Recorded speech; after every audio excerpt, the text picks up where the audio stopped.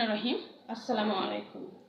পল্লবী মহিলা ডিগ্রি কলেজের অনলাইন ক্লাসে প্রিয় একাদশ শ্রেণীর শিক্ষার্থীবৃন্দ, তোমাদের সবাইকে স্বাগত। আশা করি আল্লাহর অশেষ রহমতে তোমরা সবাই ভালো আছো, সুস্থ আছো এবং নিরাপদে আছো। তো যথাসময়ে আমি মাহানাজ আক্তার হাজির হয়েছি তোমাদের সঙ্গে বাংলা ক্লাসে। সুপ্রিয় শিক্ষার্থীবৃন্দ, আজকে আমি আলোচনা করব তোমাদের অ্যাসাইনমেন্ট নিয়ে। প্রিয় শিক্ষার্থীবৃন্দ, তোমরা ইতিমধ্যে শুনেছ যে তোমাদের অ্যাসাইনমেন্ট কার্যক্রম আবার শুরু হয়েছে।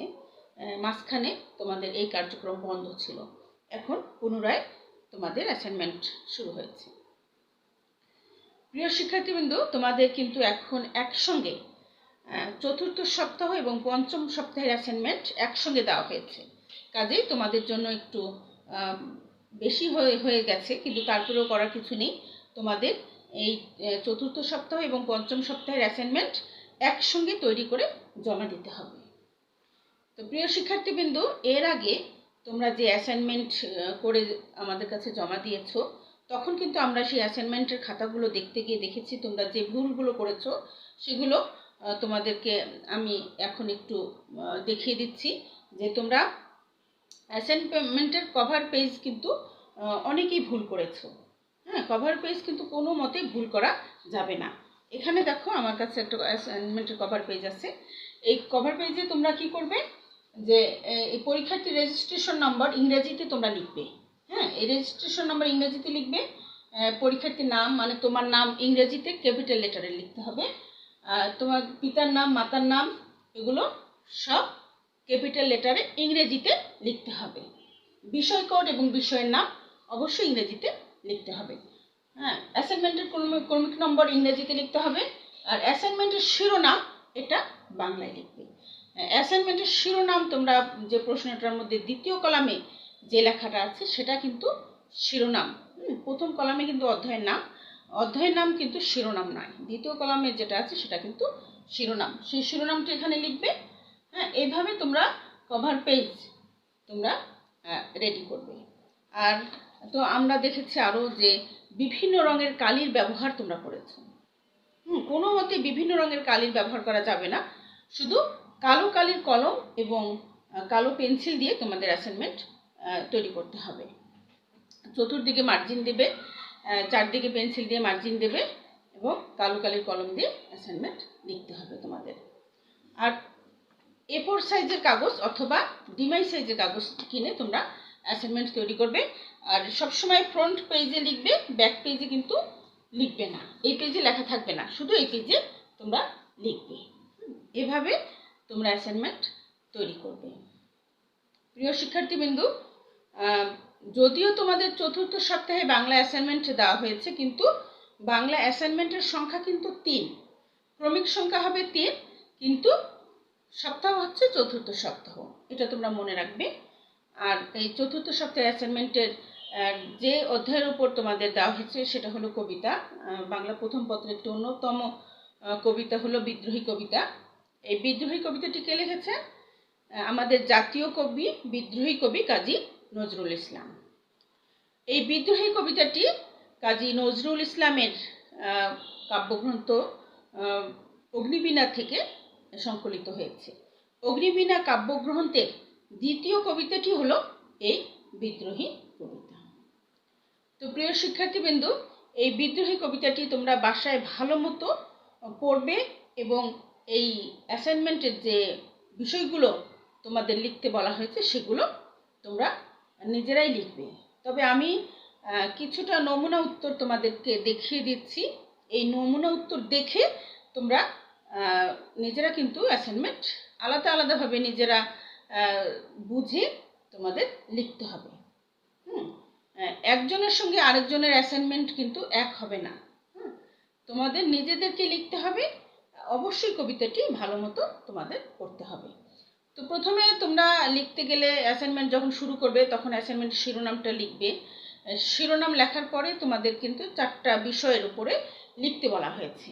সেই বিষয়গুলো একটু দেখো, তোমরা বোর্ডে দেখো যে কি বলা হয়েছে। বিদ্রোহী কবিতায় কবি নিজেকে যে যে রূপে উপস্থাপন করেছেন তা উল্লেখ করতে হবে। হ্যাঁ, তোমাদেরকে বলেছে যে বিদ্রোহী কবিতায় কবি নিজেকে কি কি রূপে উপস্থাপন করেছেন। সেই রূপের উল্লেখ করতে হবে 13 থেকে 16টি। কয়টি রূপের উল্লেখ করতে হবে? 13 থেকে 16টি।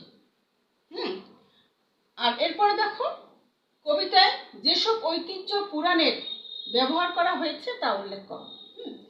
কবিতার মধ্যে কিন্তু কবি কাজী নজরুল ইসলাম কবিতায় অনেক ইসলামী ঐতিহ্য, গ্রিক পুরাণ, ভারতীয় পুরাণের কথা তিনি সেখানে দেখিয়েছেন, ব্যবহার করেছেন। এরকম সেই ইসলামী ঐতিহ্য এবং ভারতীয় পুরাণ বা গ্রিক পুরাণের ব্যবহার তোমাদের দেখাতে বলা হয়েছে। এরপরে দেখো, কবির বিদ্রোহী সত্তা সমাজের যেসব অসাম্যের বিরুদ্ধে কথা বলে তা চিহ্নিত করতে বলা হয়েছে। কবির বিদ্রোহী সত্তা আমাদের সমাজে যে সকল অনিয়ম, যে সকল সেই অসাম্য আমাদের সমাজে আছে, সেগুলো তিনি যে তার কবিতায় দেখিয়েছেন, সেরকম অসাম্যের কথা তিনি তোমাদের দেখাতে বলেছেন। এরকম অসাম্য তোমাদের 4টি দেখাতে বলা হয়েছে, অবশ্যই বর্ণনা সহ। সেরকম অসাম্য তোমরা 4টি লিখবে বর্ণনা সহকারে। এর পরের বিষয়টি দেখো, বর্তমান সময়ে নানা রকম অসাম্যের প্রেক্ষাপটে বিদ্রোহী কবিতার প্রাসঙ্গিকতা যাচাই করা। বর্তমান সময়ের নানা রকম অসাম্য, অর্থাৎ এটা কিন্তু তোমাদের নিজেদেরকে এই সমাজের প্রেক্ষাপটে লিখতে বলা হয়েছে।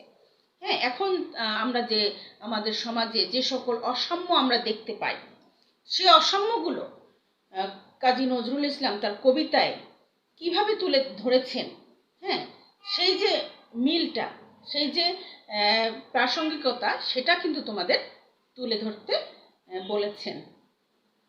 তো এইভাবে তোমরা 4টি বিষয়ের আলোকে পুরো অ্যাসাইনমেন্টটি তৈরি করবে। প্রিয় শিক্ষার্থীবৃন্দ, আসো আমি তোমাদেরকে প্রথম যে বিষয়টি তোমাদের লিখতে বলা হয়েছে সেটি একটু দেখিয়ে দেই। যে বিদ্রোহী কবিতায় কবি নিজেকে যে যে রূপে উপস্থাপন করেছেন তা উল্লেখ করো। এটা একটু মুছে দিয়ে আমি লিখে দিচ্ছি তোমাদেরকে যে কীরকম হবে এটার উত্তর। নমুনা উত্তর হিসাবে আমি 1টি বা 2টি বা 3টি লিখে দিচ্ছি, কিন্তু তোমাদেরকে লিখতে হবে 13 থেকে 16টি রূপের। তোমরা যখন কবিতাটি পড়বে তখন কিন্তু দেখতে পাবে যে কবি নিজেকে আমিত্ব দিয়ে কবি নিজেকে যে যে রূপের সঙ্গে তুলনা করেছেন সেই রূপগুলোর উল্লেখ করতে হবে। হ্যাঁ, যেমন তিনি বলেছেন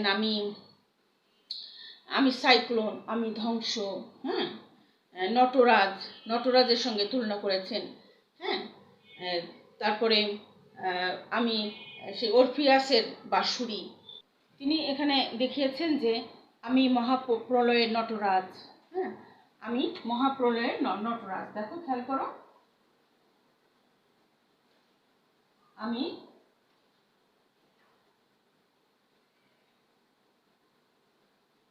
প্রলয়ের নটরাজ। কিংবা দেখো, আমি অরফিয়াসের বাঁশুরি।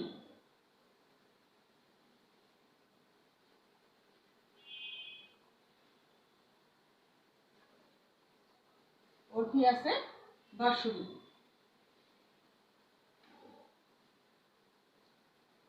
তারপরে দেখো, আমি সাইক্লোন,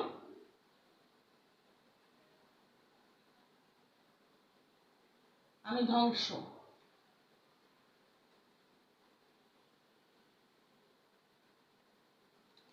এই 3টি রূপের আমি উল্লেখ করেছি। তোমাদের এরকম ভাবে 13 থেকে 16টি রূপের উল্লেখ করতে হবে এবং প্রত্যেকটি রূপের 1টি বা 2টো লাইন করে তোমাদের বর্ণনা দিতে হবে। যেমন দেখো, এখানে যে আমি মহাপ্রলয়ের নটরাজ, এখানে তোমরা দিতে পারো যে কবি এখানে সেই নটরাজ বা মহাদেবের সঙ্গে নিজেকে উপস্থাপন করেছেন। অথবা তোমরা দিতে পারো আমি অরফিয়াসের বাঁশুরি, সেই গ্রিক পুরাণের অরফিয়াসের সঙ্গে কবি নিজেকে উপস্থাপন করেছেন।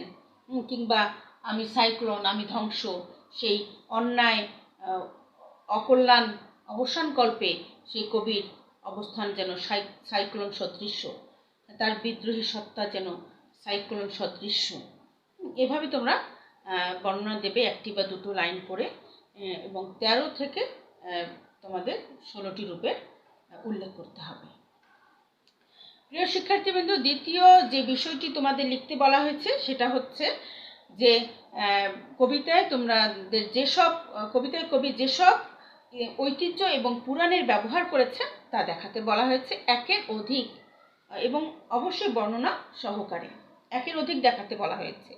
হ্যাঁ, তো তোমরা এখানে দেখাতে পারো যে আমি মহাপ্রলয়ের, আমি সেই ইসরাফিলের সিঙ্গার মহাহুঙ্কার। হ্যাঁ, খেয়াল করো একটু।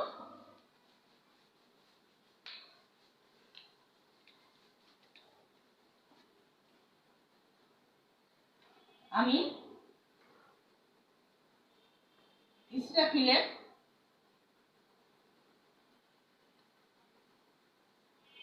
সিঙ্গার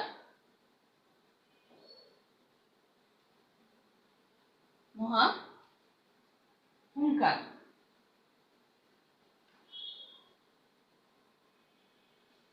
কিংবা দেখাতে পারো দুর্বাসা।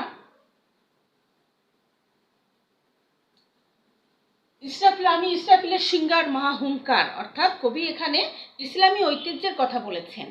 হ্যাঁ, যে সেই ইসরাফিলের সিঙ্গার মহাহুঙ্কার রূপে কবি নিজেকে তুলনা করেছেন, এবং সেই রূপে তিনি নিজেকে যেন এই পৃথিবীতে সেভাবে তিনি আবির্ভূত হয়েছেন সমস্ত অকল্যাণ অবিচারের অবসান কল্পে। তার বিদ্রোহী সত্তা সোচ্চার হয়েছে এই সমাজে যে অন্যায় অকল্যাণ আছে সেগুলোর বিরুদ্ধে তার সেই বিদ্রোহী সত্তা, তার সেই অবস্থান। তো তোমরা এভাবে আরো বর্ণনা সহকারে তোমাদের বলতে হবে। দুর্বাসা, হ্যাঁ, সেই দুর্বাসা হলো ভারতীয় সেই কোপন স্বভাব বিশিষ্ট একজন মুনি। মহর্ষি অত্রির ঔরসে এবং অনুসর গর্ভে এই দুর্বাসার জন্ম। এর কোপাননে পড়ে অনেকেই দগ্ধ হয়েছেন। এটা হলো ভারতীয় সেই পুরাণের ব্যবহার তিনি দেখিয়েছেন। এরকমভাবে তিনি গ্রিক পুরাণেরও ব্যবহার তিনি তার এই কবিতায় দেখিয়েছেন। সেরকম একটি উদাহরণ হতে পারে অরফিয়াসের বাঁশুরি, আমি অরফিয়াসের বাঁশুরি, সেই অরফিয়াসের কাহিনী তোমরা লিখতে পারো। এভাবে তোমাদের লিখতে বলা হয়েছে একের অধিক সেই ঐতিহ্য এবং পুরাণের ব্যবহার তিনি যে করেছেন তার কবিতায়, সেই কবিতার সেই ব্যবহার দুটি, একের অধিক অর্থাৎ দুটি বা তিনটি তোমরা বর্ণনা সহকারে তোমাদের লিখতে হবে। এরপরের প্রশ্নটি তোমরা খেয়াল করো। এরপরের বিষয়টি তোমাদের যেটা লিখতে বলা হয়েছে যে কবির বিদ্রোহী সত্তা সমাজের যেসব অসাম্যের বিরুদ্ধে কথা বলে তা চিহ্নিত করা। হ্যাঁ, কবির বিদ্রোহী সত্তা,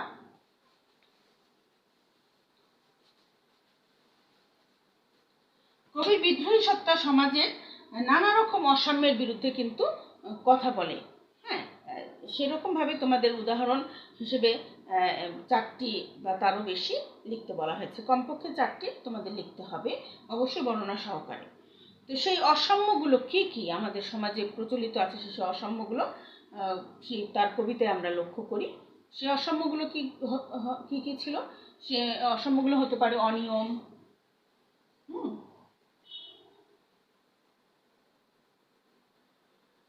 অনিয়ম হতে পারে, আবার হতে পারে তোমার শোষণ, উৎপীড়ন এবং অত্যাচার।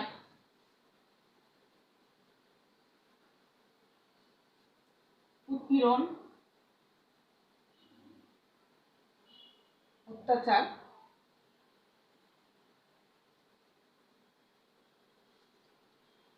আমি এখানে দুটো তোমাদের অসাম্য উল্লেখ করেছি, তোমাদের এরকম আরো দুটো অসাম্য উল্লেখ করতে হবে। মোট 4টি বা এর অধিক তোমাদের অসাম্য উল্লেখ করতে হবে। হ্যাঁ, এই যে অনিয়ম তোমাদের অসাম্য যেটা কবিতায় তুলে ধরেছেন কবি কাজী নজরুল ইসলাম, সেই সমাজে যেসব অসাম্য অনিয়ম প্রচলিত রয়েছে কবি সেগুলো তুলে ধরেছেন এবং সেগুলোর বিরুদ্ধে তিনি সোচ্চার হয়েছেন, তার বিদ্রোহী সত্তা সেগুলোর বিরুদ্ধে সোচ্চার হয়েছে। এইভাবে বর্ণনা সহকারে তোমাদের লিখতে হবে। তোমাদের এই যে শোষণ, উৎপীড়ন এবং অত্যাচার, আমাদের সমাজে যে শোষণ, উৎপীড়ন, অত্যাচার চলছে সেগুলো কিন্তু তিনি তার কবিতায় তুলে ধরেছেন। এরকম অসাম্য আরও হতে পারে তোমাদের ধনী দরিদ্রের মধ্যে অসাম্য। দেখো,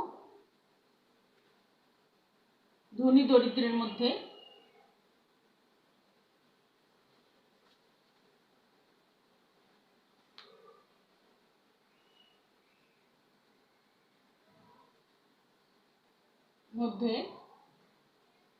অসাম্য,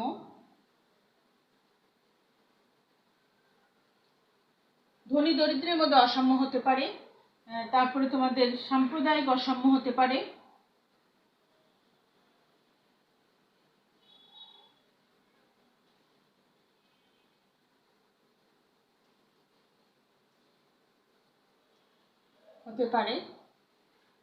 সাম্প্রদায়িক অসাম্য হতে পারে।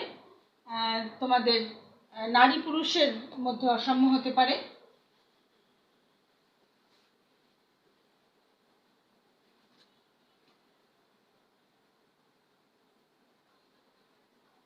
নারী পুরুষের মধ্যে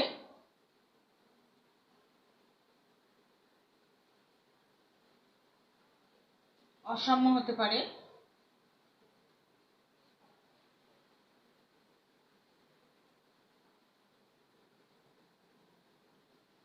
প্রিয় শিক্ষার্থীবৃন্দ, এরকম ভাবে তোমাদের কিন্তু এগুলো অবশ্যই বর্ণনা করতে হবে। ধনী দরিদ্রের মধ্যে যে অসাম্য তিনি তার কবিতায় তুলে ধরেছেন। হ্যাঁ, তারপরে তোমাদের সাম্প্রদায়িক অসাম্য হতে পারে। হ্যাঁ, এই যে সাম্প্রদায়িক অসাম্য, হিন্দু মুসলিম বৌদ্ধ, এই যে সাম্প্রদায়িক অসাম্য তিনি তার কবিতায় যে তুলে ধরেছেন সেটা তোমাদের লিখতে হবে। নারী পুরুষের মধ্যে অসাম্য যে তিনি তার কবিতায় দেখিয়েছেন। হ্যাঁ, এরকমভাবে তোমাদের কমপক্ষে 4টি অসাম্য যেগুলো তার কবিতায় তিনি তুলে ধরেছেন, সেরকম 4টি অসাম্য তিনি তার কবিতায় তুলে ধরেছেন, এরকম 4টি অসাম্য তোমাদের লিখতে হবে। প্রিয় শিক্ষার্থীবৃন্দ, এখন 5 নম্বর পরবর্তী তোমাদের যে বিষয়টি তোমাদের লিখতে বলা হয়েছে যে বর্তমান সময়ে নানা রকম অসাম্যের প্রেক্ষাপটে বিদ্রোহী কবিতার প্রাসঙ্গিকতা যাচাই করো। অর্থাৎ এখানে কি বলা হয়েছে যে এখন আমাদের সমাজে যে প্রচলিত অসাম্যগুলো রয়েছে, এই অসাম্যের সঙ্গে তিনি যে তার কবিতায় যে অসাম্যগুলো তুলে ধরেছেন সেগুলোর মধ্যে কি মিল রয়েছে সেগুলো তোমাদেরকে যাচাই করতে বলা হয়েছে। তো এরকম কিন্তু এরকম অসাম্য যেটা এখন পর্যন্ত সমাজে প্রচলিত আছে এবং বিদ্রোহী কবিতায় কবি তুলে ধরেছেন, সেরকম তোমাদের লিখতে বলেছে। এরকম তোমরা 2 বা 3টি উদাহরণ অবশ্যই বর্ণনা সহকারে লিখতে হবে তোমাদেরকে। সেটা হতে পারে শোষণ আর অত্যাচার, হতে পারে সমাজের অনিয়ম বিশৃঙ্খলা। হ্যাঁ, দেখো, শোষণ আর অত্যাচার হতে পারে।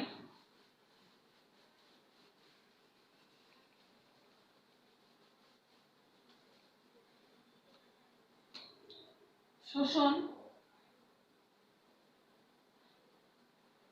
অনিয়ম,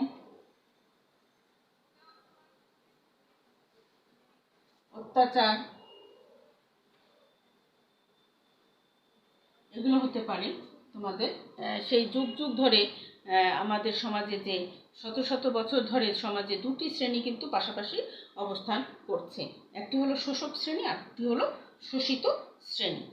হ্যাঁ, এখনও কিন্তু আমাদের সমাজে এগুলো প্রচলিত, অথচ কবি কাজী নজরুল ইসলাম সেই তার অনেক আগেই তার কবিতায় তিনি এই অসাম্যগুলো তুলে ধরেছেন, যে অসাম্যগুলো এখন পর্যন্ত আমাদের সমাজে প্রচলিত আছে।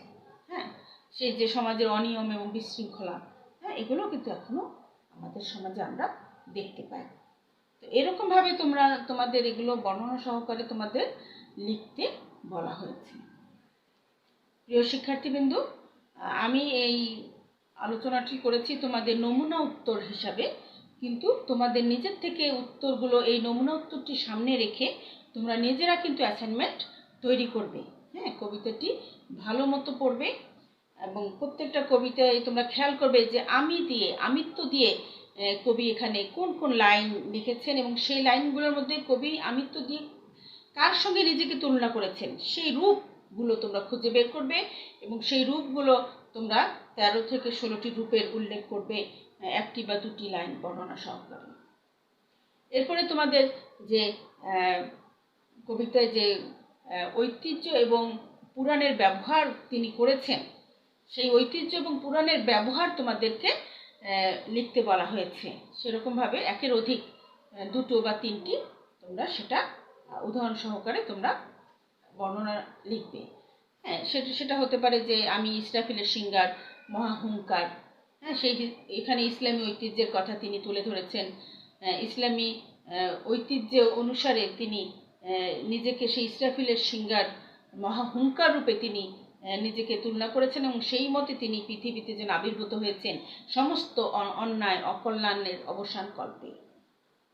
তার যে এই বিদ্রোহী সত্তা সে অন্যায়ের বিরুদ্ধে সোচ্চার হয়েছে। হ্যাঁ, এভাবে তোমাদের লিখতে হবে। এরপরে তিনি ভারতীয় পুরাণ থেকে তিনি পুরাণের ব্যবহার করেছেন তিনি তার কবিতায়। দুর্বাসা, হ্যাঁ, সেই যে কোপন স্বভাব বিশিষ্ট দুর্বাসা, হ্যাঁ, ভারতীয় পুরাণের কোপন স্বভাব বিশিষ্ট দুর্বাসা একজন মুনি। সেই মহর্ষি ঐত্রীর ঔরসে এবং অনুসর গর্ভে এই দুর্বাসার জন্ম। এর কোপানলে পড়ে কিন্তু অনেকেই দগ্ধ হয়েছেন। এরপর তোমরা গ্রিক যে পুরাণ ঐতিহাসের কাহিনী ব্যবহার তোমরা দেখাতে পারো, গ্রিক পুরাণের ব্যবহার দেখাতে পারো। হ্যাঁ, এভাবে তোমরা লিখতে পারো, একের অধিক লিখতে বলা হয়েছে তোমাদের। এরপরে যে বিদ্রোহী কবিতায় যে সকল অসাম্য তিনি তুলে ধরেছেন সেই অসাম্যগুলো তোমাদের চিহ্নিত করতে বলা হয়েছে 4টি। সেই অসাম্যগুলো সম্পর্কে তোমাদের বর্ণনা সহকারে লিখতে বলা হয়েছে। হ্যাঁ, সেই অসাম্যগুলো হতে পারে সাম্প্রদায়িক অসাম্য, ধনী দরিদ্রের মধ্যে অসাম্য, নারী পুরুষের মধ্যে অসাম্য হতে পারে। হ্যাঁ, এই অসাম্যগুলো তোমাদের লিখতে হবে অবশ্যই বর্ণনা সহকারে। এরপরে সর্বশেষ প্রশ্নটি হলো কি যে তিনি বিদ্রোহী কবিতায় যে সকল অসাম্য তুলে ধরেছেন ওই অসাম্যগুলো আমাদের সমাজে এখন পর্যন্ত যে আছে, হ্যাঁ, এই অসাম্যগুলো সেই অসাম্যর সঙ্গে বিদ্রোহী কবিতার অসাম্যের একটা প্রাসঙ্গিকতা তিনি যাচাই করতে বলেছেন। হ্যাঁ, এটা কিন্তু তোমাদের খুঁজে বের করতে হবে কি কি অসাম্যগুলো এখন পর্যন্ত আছে। সেই শোষক শ্রেণী, শোষিত শ্রেণী, শোষণ, নির্যাতন, হ্যাঁ, সেই যে সমাজে অনিয়ম এবং বিশৃঙ্খলা এখন পর্যন্ত আমাদের সমাজে প্রচলিত আছে, যেটা কিনা বিদ্রোহী কবি কাজী নজরুল ইসলাম অনেক আগেই তার বিদ্রোহী কবিতায় তুলে ধরেছেন। হয়তো বা সেটার কিছুটা হয়তো ধরন পাল্টেছে, কিন্তু একইভাবে এখনো আমাদের সমাজে প্রচলিত আছে। তো প্রিয় শিক্ষার্থীবৃন্দ, তোমরা এই 4র্থ সপ্তাহের অ্যাসাইনমেন্ট বাংলা অ্যাসাইনমেন্টের সংখ্যা হবে ক্রমিক সংখ্যা হবে 3 নম্বর অ্যাসাইনমেন্ট বাংলা, আর 4র্থ সপ্তাহের অ্যাসাইনমেন্ট এবং 5ম সপ্তাহের অ্যাসাইনমেন্ট একত্রে তোমরা জমা দিতে হবে তোমাদেরকে। কাজেই তোমরা আজকে থেকেই অ্যাসাইনমেন্ট শুরু করো। এই কবিতাটি ভালো মতো প্রথমে পড়বে, তারপরে তোমরা সেই বিষয়গুলো সামনে রেখে বুঝে সুন্দর করে লিখবে। অবশ্যই কালো কালির কলম ব্যবহার করবে, অন্য কোনো কালির কলম ব্যবহার তোমরা করবে না। আর হলো কভার পেজ খুব সুন্দর করে লিখতে হবে। কভার পেজে সেই রেজিস্ট্রেশন নাম্বার, তোমাদের মেট্রিক পরীক্ষার যে রেজিস্ট্রেশন কার্ড সেই অনুযায়ী তোমাদের লিখতে হবে। হ্যাঁ, এবং সবগুলোই কিন্তু তোমাদের ইংরেজিতে এবং অবশ্যই ক্যাপিটাল লেটারে লিখতে হবে। তো প্রিয় শিক্ষার্থীবৃন্দ, তোমরা সবাই ভালো থাকো, সুস্থ থাকো। আজকে এ পর্যন্তই। আল্লাহ হাফেজ।